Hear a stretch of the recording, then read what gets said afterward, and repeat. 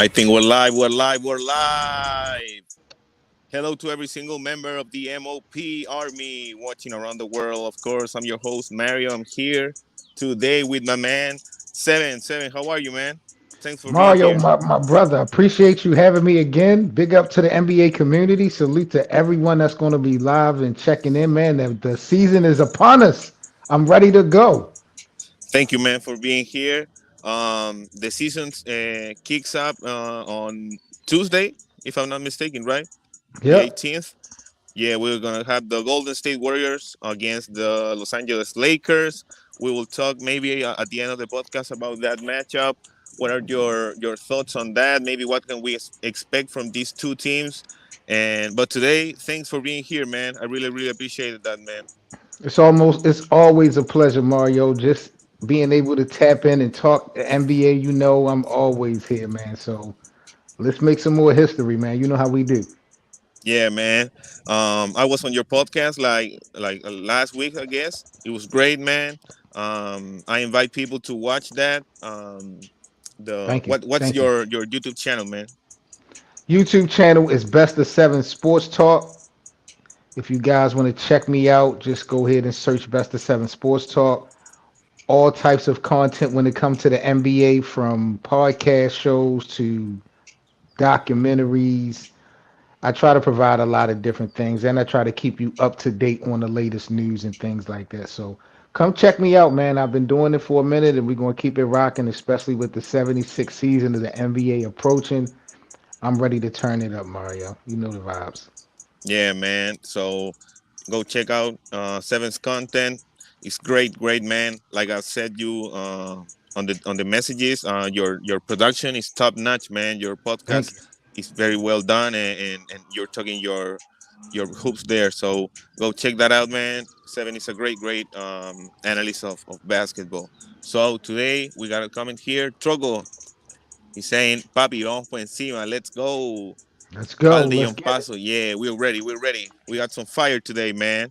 The first topic that I got for you, Ben Simmons. When I was on your podcast, we was talking about Ben Simmons. I'm not totally sold on Ben Simmons. I know he's a great defensive player, but his attitude, man, it's like to me something's wrong with him.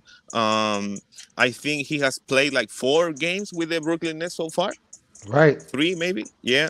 What's your thoughts on Ben Simmons? What he has done? Maybe being a point guard for this team. Dishing some assists. He was doing his thing on that side of the ball. But what has been your assessment on Ben Simmons so I'm gonna far? keep it. I'm gonna keep it real with you, Mario. I don't like it. What I've seen in this small sample size hasn't changed how I feel about Ben Simmons. I still think he's a great basketball player. I think he's still one of the best facilitators in the game. I think he's underrated as a floor general. The problem that I have is these games that we've witnessed. He's being praised because he's not making any mistakes. But when you look at the stat line, his numbers are low. I need Ben Simmons to show some aggression. I need him to be aggressive. He's putting up 7 points a game, 5 points, and stuff like that. I need him to really turn it up. I know it's only the preseason, but Ben Simmons needs to make a statement, and that's not what I'm seeing right now. Yeah, to me, I have to agree with you completely. He's a great floor general. His vision, his court vision, his awareness of where people are is great. But to me, his lack of aggression, man, is getting to the point where it's like, come on, man. I think KD and Kyrie are sometimes very frustrated with him because he's like picking up the dribble. Uh, as soon as he passes half court, and it's like, come on, man, we are not in the motherfucking 80s, man. This is like this style of the game. But one thing that I have to say about the fact that Ben Simmons is bringing the ball up with being a point guard, that Okay. it was the first time in like 2 years, maybe I'm exaggerating, but like in 2 years that I've seen getting KD an open look that it was like easy, man. Ben Simmons was having the ball on the top of the key, and KD was coming off some screens, boom, and jumper. That was the first time in a long time that I've seen like the Brooklyn Nets drawing up a play and trying to execute it. And obviously, if you got KD open for a mid-range shot, it's gonna be money most of the time. You know, they don't have a lot of time to play, but this thing is going to be a process. So it is going to take a little time. But when you look at Ben Simmons' overall body of work, I remember back when he first came into the league, some people was comparing his court vision to To LeBron LeBron, James. Right. damn. So, Ben Simmons always had that ability to facilitate, get people involved in good ways, but I need to see more of him, more aggressive. I need to see 20 points a game or, high teens, and I need him to shoot some three pointers. I need to see him take chances. Maybe this is the program Brooklyn is setting, and maybe his only job is to do what he's doing. So we just gonna have to see. But at least he's playing. At least he's in a uniform. Yeah, At least he's on the that's court. something. So mission is half complete. Yeah, man. And the only bucket that I seen him get was like a running down the lane with a right hand hookup, like a floater. Yeah. But besides that, maybe he's shooting with the wrong hand. That's been a conspiracy theory for a lot of people that maybe he's shooting with the wrong hand. But maybe on defense, the last matchup against the Milwaukee Bucks, he held Giannis to a low shooting percentage, but that was maybe not completely true, or maybe like was an off night for Giannis. What do you think that he's gonna have the cojones to defend Giannis and guys like Joel Embiid down the post maybe? Well, first of all, Giannis to me has never been a consistent perimeter player. So let's be clear Yeah, on that. When Giannis has those big games, for the most part, he's dominant inside the post, and he may have the outside game working for him that night. But you can't really rely on Giannis's outside perimeter game night in and night out. That's number one. Number two, Ben Simmons is a three-time All-Star, and he's one of the best defensive players that we have in the league. I think, again, I feel like people have forgotten what Ben Simmons brings to the table as far as overall talent, but that is partially his fault because he's not been out on the court. So I don't blame the fans for not knowing or forgetting because Ben, partially is responsible for making his own bed in that note. But Ben is definitely a great defender. If you're talking about is he going to be able to bump with people like Joel three, four times a year, I don't think Brooklyn is going to put him in that position to have to yeah, go against Embiid for a long period of time. Because I think Brooklyn and Philly play each other what four times in a season in the regular season. Yeah, that's a yeah. that's a that's a rivalry. So you might see it here and there, but no, I think they want to keep Ben out of the paint so he don't get hurt. They want to make sure he plays, make it to the In the playoffs. perimeter. Yeah, they got to make it to the playoffs. It's do or die for Brooklyn.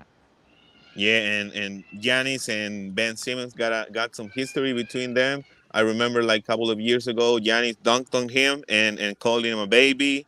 Um, like a couple of days ago, the Nets reporter Nick Friedel, a lot of Nets players have been talking a lot of shit last couple of days with him, giving him the great quotes. Right. But Ben Simmons called out, in my opinion, once again for another player hating on Giannis, saying that everyone is concerned about my shot, blah blah blah. But he was saying something like, "Can Giannis shoot?" Uh, so another disrespect. Do you think that is the right path for Ben Simmons to adopt that type of mentality, like being trying to be a bully or trying to talk his shit? No, because even just to keep it real, even if your point is valid, you never really should bring somebody else's name up. You know what I'm saying? Especially in a comparison, unless someone, directly asked you to compare yourself to someone like Giannis when it comes to shooting. So, Ben Simmons has to let his work speak for him. Like anything he says out his mouth, not to say that it's invalid, but at this point in his career, we want to see production and we want to see a consistent level of that. So I'm not even really tripping off of anything he say. We need to see what he can do as far as production. And right now, he's not making mistakes, and it seems like Brooklyn is happy with that. But we're gonna need to see much more in order for Brooklyn to be hosting the Larry O'Brien Trophy at the end of the year. Yeah, man, we'll see what happens with the Brooklyn Nets, and obviously Ben Simmons also was talking about playing in Philly once again. Maybe that's for the press, but whatever. We'll see what happens. The next topic that I got for you, man, is Russell Westbrook a winning player? That's to me, it's not as complicated as it was maybe in 2016 when we saw Russell Westbrook being the man in Oklahoma City Thunder again alongside Kevin Durant. It was debatable back then that he was a top three, top five player in the league, along obviously with LeBron, Curry, KD, and maybe him. Right.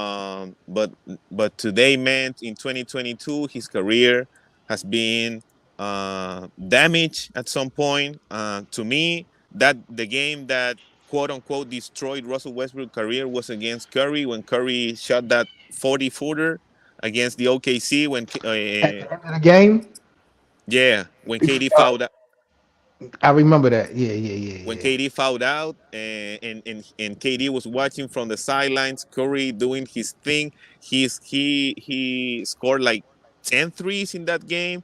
And to me, that in that moment, Russell Westbrook was like, man, I don't have really the ability to shoot like him, and to me, it was like demoralizing for him to see a performance like that in front of him with some people comparing him, saying maybe that Russell Westbrook was better than Curry and whatever. But that's a long-winded introduction to this topic.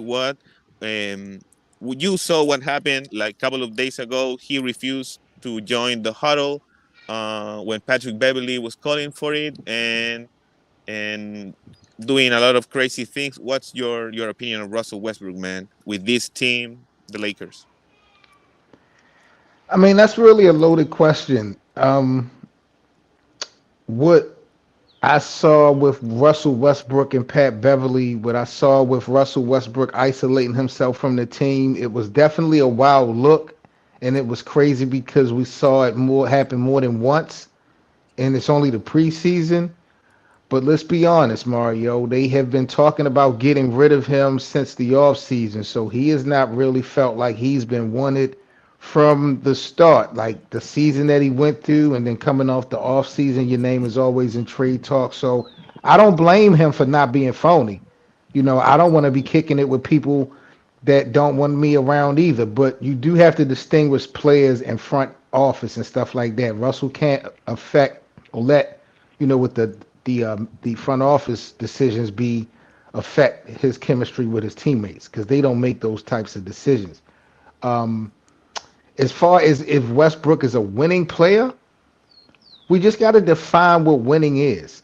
Yeah, I think he's a winning player. If you put Russell Westbrook on your team, you can win some games.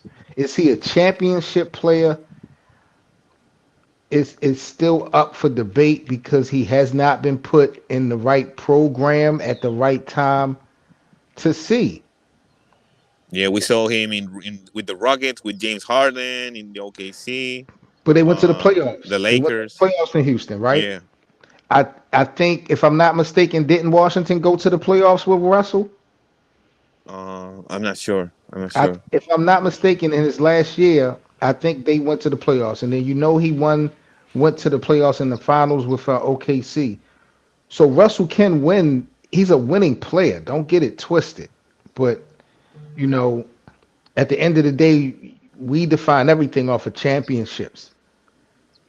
Yeah, And and with the Lakers, he is definitely not the right piece in order to win a championship. He has to go somewhere else, and then we'll see. But what we have in front of us in purple and gold, that's not a championship team. And Russell is definitely part of the problem. yeah, and maybe he was getting a lot of blame for what happened last year. He Um, deserved it. He deserved yeah, it. point blank period. To me, another maybe fact that I can add to this conversation is when do you remember in 2012 when he was playing against the Heat, and Magic Johnson said that Ross had one of the worst performances in the finals by a point guard. Yeah, it was something that to me, um, in some ways, forced Russell to be like hell of a stubborn, and not to pay attention to any opinions. In even though it was Magic Johnson, it's different that some people. Like Skip Bayless or Stephen A. Smith would say something about you, but in this case it was Magic Johnson, and for me, he doesn't know how to receive criticism. He always looks at when he looks in the mirror, he sees the triple double man, and thinks that maybe he's in his prime. But to me, do you think that he should that he's capable of embracing the role that Darvingham got for him, maybe the being a six man in this team? I mean, he came off of the bench what last night, night before last. Yeah, for 5 minutes, man. Damn, I forgot that. Yeah, You know, he. only time will tell will really answer those questions. And when it comes to Magic, I do think LeBron let Russell Westbrook know, probably let Anthony Davis know.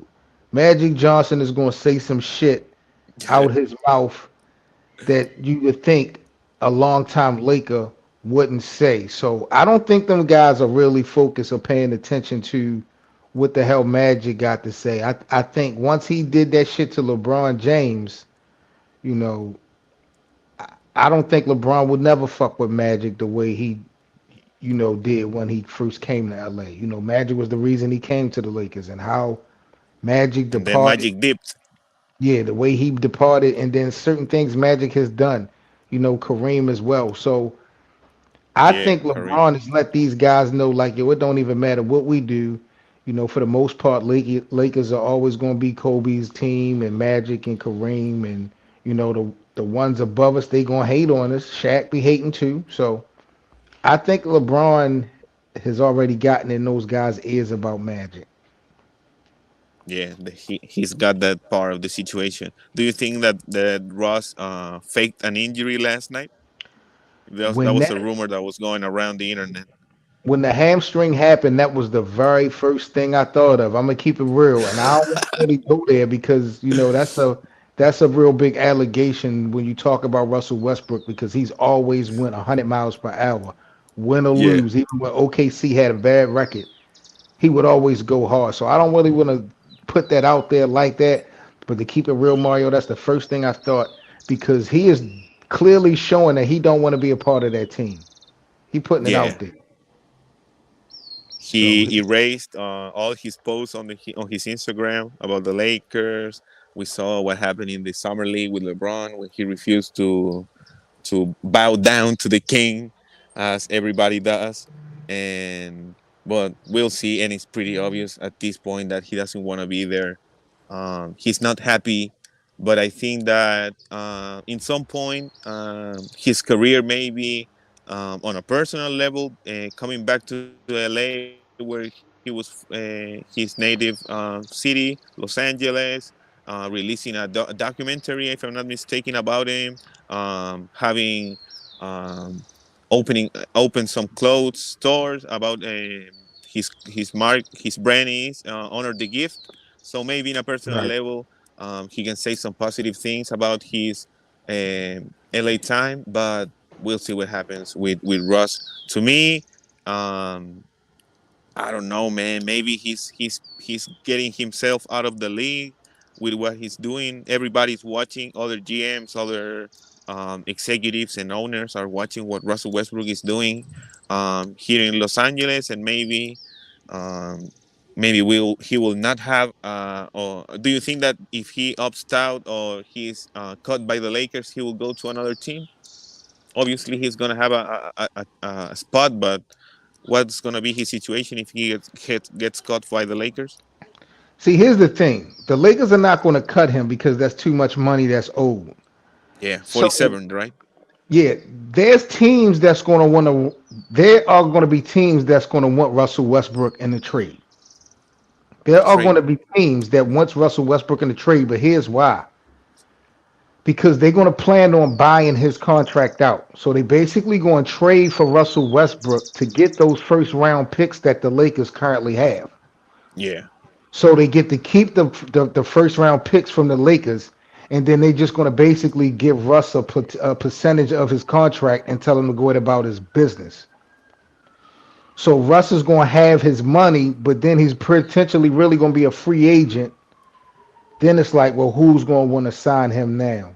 So, I mean, I still think there's teams that'll pick him up, but when you talk about the top 3 or 4 teams in each conference that's really gunning for a chip, the way his style of play is, it just doesn't blend in well with any of those teams, I think.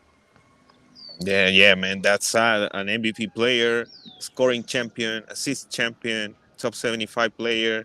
Um, but I have to admit that I heard someone saying that no way in hell the Lakers should trade or should add those 2 picks because come on, man, Russ is a top 75 player, and the Lakers shouldn't put the future of the franchise in this type of trade because it doesn't guarantee that if they trade Russell Westbrook, they are going to be contenders or they are going to win the championship. So it's like a bad situation for them. So we'll see what happens with the Lakers.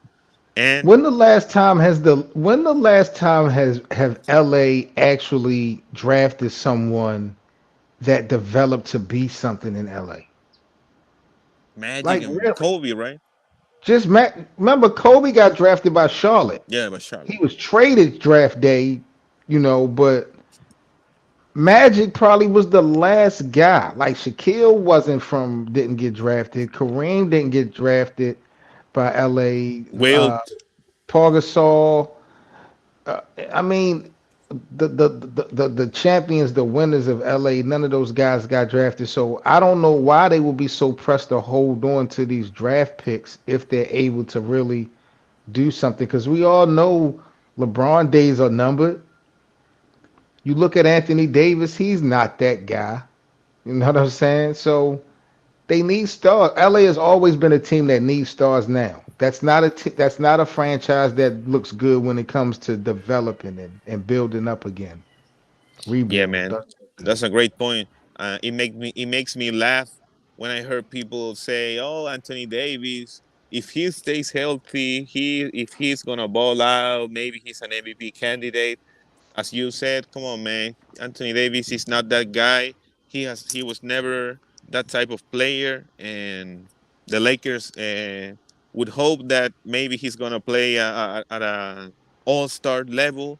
But besides that, I think LeBron has to do there more, have some leadership, and a side note, I think that what Russell Westbrook did, that was maybe a reason to get punched, like Draymond sucker punch Jordan Poole. But that's the next topic that we are gonna talk about. Russ is tripping, man. Russ is really tripping. The next topic: Jordan Poole secures the bag. Hmm. First of all, I wanna get to the situation before Jordan Poole signed the extension. It was like 9 days ago, if I'm not mistaken, when we heard the reports that was a scuffle. It was a fight in the practice facility. What was your opinion of this situation? Draymond sucker punching Jordan Poole. Well, I wouldn't call it a sucker punch. I mean, it wasn't expected, but by a lot, it wasn't expected. I mean, he didn't sneak him. Yeah, I don't call it a sucker punch because when you go back to the footage, Jordan Poole pushed Draymond first. So they was face to face, they was square up. Jordan Poole actually pushed Draymond first. So Jordan Poole initiated the physical part of that whole situation. Let's be real on that part.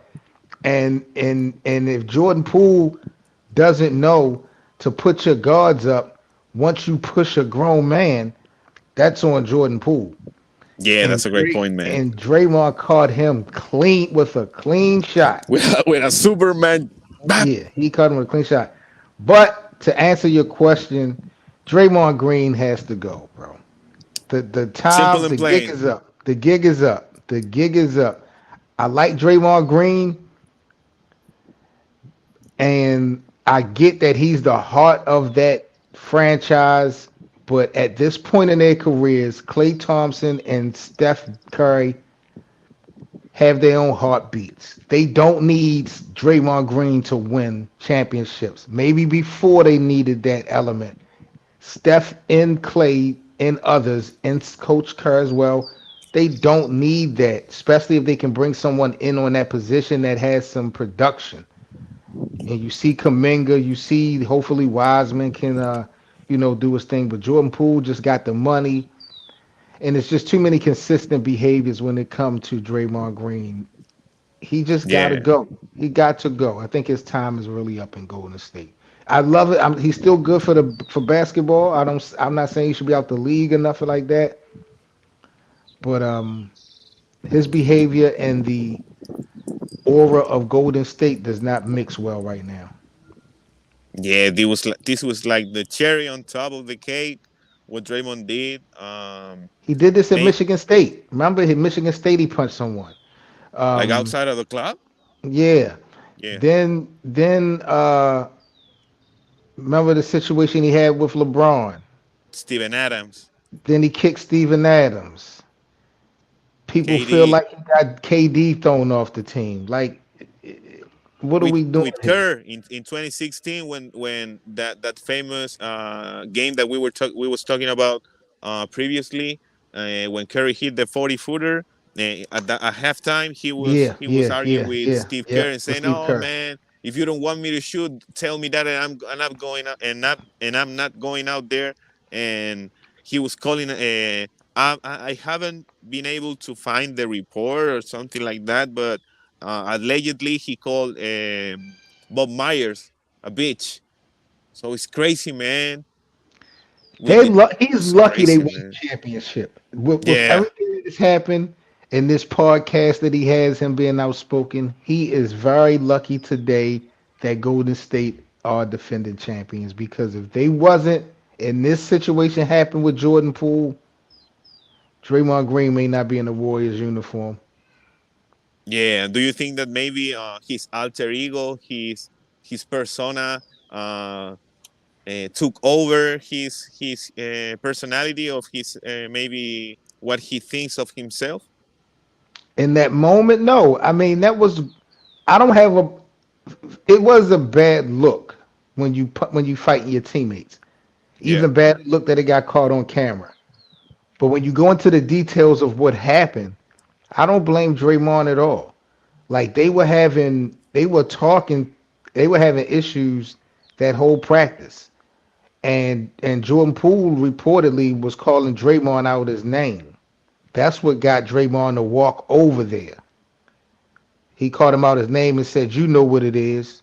So yeah, Draymond walked over there and said, "No, I don't know what it is." And that's when Jordan Poole pushed him, because it is what it is. But Jordan Poole should have got ready once he did that, and Draymond caught him. So I ain't mad at that because that's some street shit. But even though you don't want to mix the street in with the sports, it you're dealing with happens. grown man, Yeah, grown it's ass grown man man. shit. That's a fact. Yeah, reportedly, Jordan Poole was calling his own fouls, always crying for that, and that was when Draymond was calling him the B word, and that situation is escalated pretty quickly, as you mentioned. But to me, that's a great. It's really a great point, man, because you're the NBA. You're not in the streets, but you have to protect yourself, protect your manhood, man. Maybe do you think that maybe Jordan Poole should have swung on Draymond Green first, or that would have been a distraction at the moment of signing his extension? I mean, in hindsight, Yeah, I don't think anybody was wrong because again, you trash talking to each other, and then somebody get in your face. Jordan Poole could have hauled off and punched him for getting in his face, but he pushed him like, man, get out my space. So I'm not yeah, mad at Jordan Poole for pushing Draymond out his space. But Jordan Poole just didn't understand the assignment of what happens when you push a grown man, what you need to be prepared for. That's the only especially problem. Draymond. Right. And the funny thing about it to me a little bit, Draymond's future is in the hands of Jordan Poole because it sounds like Jordan Poole have not accepted an apology. They have not really spoken, I'm hearing like that. And if Jordan Poole plays this thing out in the public, like he will never be friends with Draymond again, the time is definitely going to be ticking because it's the same scenario with Kevin Durant that they had. Yeah, the same situation, man. And Same. obviously, Draymond has done a lot of great things for this organization. But Jordan Poole is the future of this franchise. What he did in the finals, in the playoffs, replacing Curry while Curry was hurt. It was great. He signed 4 years, 140 million, if I'm not mistaken. And then a couple of minutes ago, they signed also Wiggins for 4 years and 109 millions. The best thing that happened to Draymond is the worst thing that happened to Draymond. The best thing that happened to Draymond last year in the postseason was guys like Andrew Wiggins got better because that helped them get to the finals and win the finals. The play of Andrew Wiggins. But now that's the worst thing that could have happened to Draymond when you got Wiggins getting better, Kaminga getting better, Wiseman coming back. Now, honestly, he is more of a liability than an asset because now your teammates have stepped their game up. They can win without you, honestly. Yeah, So and when we saw Steve Kerr bench Draymond Green during the finals, yeah, we saw he did like a Antonio Brown esque performance when he was playing against the Memphis Grizzlies. So we will see when you see these type of extensions coming from the Warriors. What's your opinion? That's completely put Draymond in a situation which he's not longer considered in the long term future of this franchise. he made his own bid. Now he has to lie in it. You know, if this was a scenario where they wasn't giving Steph Curry his money and decided to give Jordan Poole his money, then I would feel like what's going on. But Draymond has put himself in a situation where as though this is what it is. Some players put themselves in position where it's like, yo, you should only get paid per game, depending on how you act per game. I remember Terrell Owens had like a contract where it was kind of like he was paid by production only or something like that, or something similar to that. So When he was in Philly, right? if I'm not mistaken, I don't know if it was in Philly. No, I think it was I think it was in Buffalo. I don't know if it was in Buffalo or Cincinnati. But Like he at had, the end of his career, yeah, they damn. really paid him. They paid him based off of he got a lot of his money based off of like how many yards he would get that game and stuff like that, receptions and shit like that, versus getting big money contract. So Yeah, to me the writing is on the wall. I have a comment here. This was from before. Ben Simmons. Nada más piensa en pasar la barquillota. He's saying that Ben Simmons only thinks about passing the ball. He's like playing hot yeah, potato. he got to get more Wiggins, aggressive. yeah, it's very difficult, man. Wiggins agree 5 year extension right now. If I'm not Good move. mistaken, it was 4 years Good by move. Draymond. The writing is on the wall. It's on the Draymond wall. is gone. Do you think that he's going to the Lakers? We saw that Stephen A. Snitch, uh, quote unquote, reported that. Do you think that that's the next destination for Draymond? No, because Draymond, they're not gonna trade Draymond. Like Draymond is gonna his time is gonna go up when it's up. Like they're He not has gonna a player option, right? Next year. yeah, like I think this might be his last year, but Yeah, they're for not sure. gonna give him an extension. So they'll play out his contract. I think they'll respect him that much. He's not gonna go to LA because by the time he's eligible to go to LA, LeBron will pretty much be going on out the door. So what you gonna have Draymond, who's never really been productive, and Anthony Davis? What's that's gonna do for LA? Nothing. That's crazy in the situation. And the last topic of today's podcast here with Seven. What can we expect from Tuesday's game? Lakers against the Lakers against the Golden State Warriors is gonna be ring night. The Warriors are gonna receive their championship ring. What can we expect from this game? Maybe from LeBron. Maybe let's analyze first the Lakers and then we can talk about the Warriors. This I predict to be one of the worst performances that we will ever. And you know, I'm a Lakers fan, and I love LeBron. This is going to be the one of the worst opening night performances that the NBA have ever seen. When you look at the ring ceremony, Do the you smell a Lakers are blowout? a blowout. I'm looking at 40-point blowout. Damn, 40, a 40 40, burger. 40 to 60. I mean, I'm looking at something ridiculous. Because, bro, those guys in that Lakers team are not built to spoil no party. Which one of those guys that signed and playing for the Lakers are guys that's built to spoil a party, much less a ring ceremony? Maybe Patrick Beverly doing some dirty shit. Maybe, but I mean, as far as Patrick Beverly offensively cannot spoil a party. LeBron might still got it in him a little bit. Anthony Davis is, I don't believe so, unless LeBron is really hyping him up. The And Lakers he's can dealing with them, back tightness, right? yeah, still hurt again. So the Lakers just not built to ruin the party of the Golden State Warriors at opening night. Like this shit is going to be embarrassing. It's going to be embarrassing. The Lakers are not going to play well. It's going to be embarrassing. So I expect to see a massacre, and I expect the conversation to begin about people criticizing LeBron the day after. But I don't think that what we see opening night is going to define the whole season. I will say that much. Yeah, that's For a great the takeaway. I'm sorry, but that's a that's not even a hot take. What you said that the Lakers maybe are gonna lost and are gonna lose by 40 to 60 points. I'm, Damn. I'm telling you, Um, man. the Warriors are gonna come out with aggression. Obviously shooting a lot of threes, showing that they are the favorites to win the championship this year, going for the second back to back in with the franchise and Curry.